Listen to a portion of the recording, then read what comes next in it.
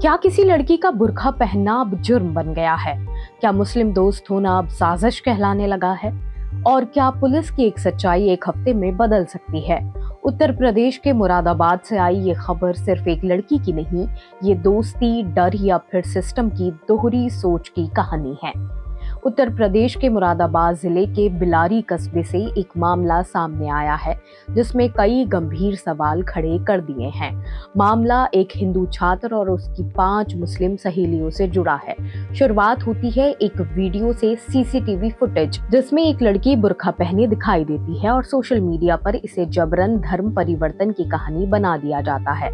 लेकिन इस मामले में सबसे अहम बात यह है कि मुरादाबाद पुलिस खुद 16 जनवरी को सार्वजनिक तौर पर कहती है कि उन्हें किसी भी तरह का जबरन धर्म परिवर्तन या अपराध का कोई सबूत नहीं मिला। पुलिस का कहना है कि लड़की ने खुद अपनी मर्जी से बुर्का पहना था, क्योंकि वो अपने भाई के डर से खुद को छुपाना चाहती थी और जो लोग वीडियो को गलत दावे के साथ फैला रहे थे उनके खिलाफ कार्रवाई की बात कही गई।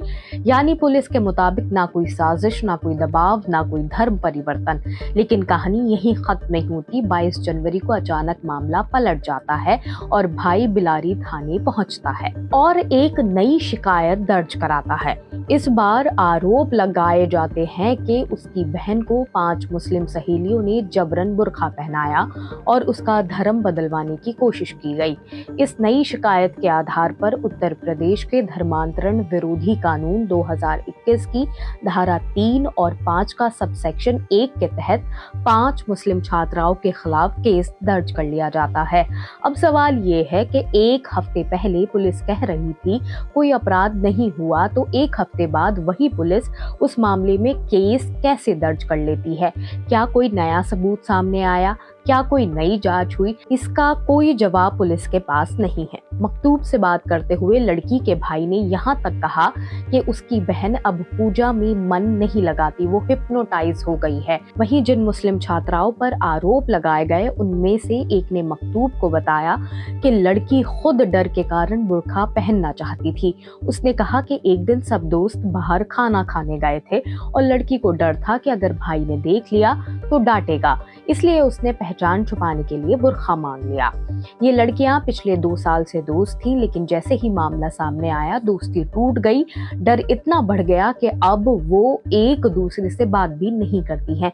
इतना ही नहीं, जिस निजी कोचिंग सेंटर में ये छात्राएं पढ़ती थीं उसे भी बंद कर दिया गया है। कॉलोनी के लोगों ने आपत्ति जताई है कि यहाँ बाहर लड़के और लड़कियां खड़े रहते हैं, शोर करते हैं, देर रात तक रहते हैं और माहौल खराब करते हैं।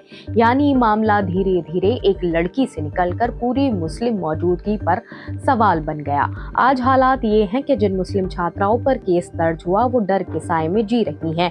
उनमें से एक ने कहा कि अगर दोस्ती करने से केस बनता है तो अब हम दोस्ती नहीं करेंगे। यहाँ सबसे गंभीर सवाल पुलिस की भूमिका पर बनता है। पुलिस खुद मानती है कि पहले उन्होंने जांच में कुछ नहीं पाया, लेकिन अब सिर्फ भाई की शिकायत पर मामला दोबारा खोल दिया गया। ना कोई नया सबूत बताया गया और ना पहले की जांच को गलत ठहराया गया।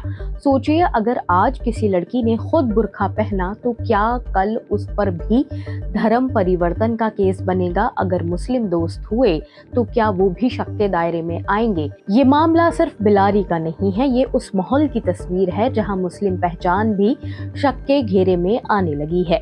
इसलिए जब बिलारी का मामला सामने आता है तो ये सिर्फ एक केस नहीं लगता, बल्कि उसी डर और उसी सोच की अगली कड़ी लगता है। इसी तरह के मामले पहले भी सामने आ चुके हैं, जहां किसी हिंदू लड़की की मुस्लिम से दोस्ती होती है, उसके पहनावे को जबरन धर्मांतरण और लव जिहाद से जोड़ दिया गया। साल 2023 में उत्तर प्रदेश के बरेली में एक कॉलेज छात्रा के हिजाब पहनने को लेकर मुस्लिम छात्रों पर जबरन धर्मांतरण का आरोप लगाया गया, लेकिन बाद में पुलिस जांच में सामने आया कि छात्रा ने अपनी मर्जी से हिजाब पहना था और आरोप बेबुनियाद थे। इसी तरह 2022 में कानपुर में एक नाबालिग लड़की की मुस्लिम दोस्ती को लव जिहाद और धर्म परिवर्तन से जोड़ दिया गया और पुलिस जांच में कोई ठोस सबूत नहीं मिला।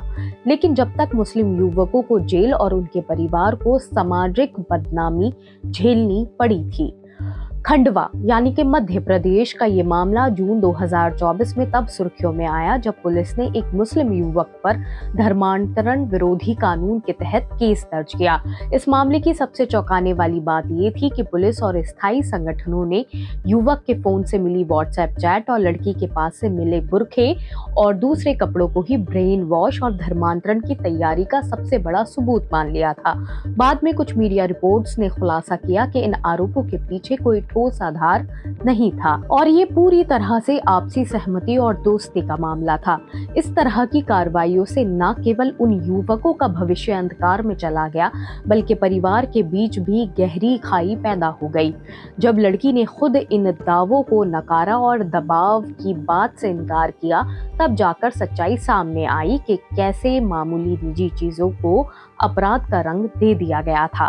कानपुर से लेकर खंडवा तक की ये कहानियां सिर्फ पुलिस फाइलों के मामले नहीं हैं। पुलिस की फाइलें तो अंत में सबूतों के अभाव में बंद हो जाती हैं, लेकिन उन मुस्लिम युवकों और उनके परिवारों के माथे पर लगा वो दाग कभी नहीं धुल पाता। सोचिए, अगर कल को आपके या हमारे निजी जीवन को भी इसी तरह बिना सबूत के किसी बड़े एजेंडे से जोड़ दिया जाए तो क्या हम खुद को निर्दोष साबित कर पाएंगे?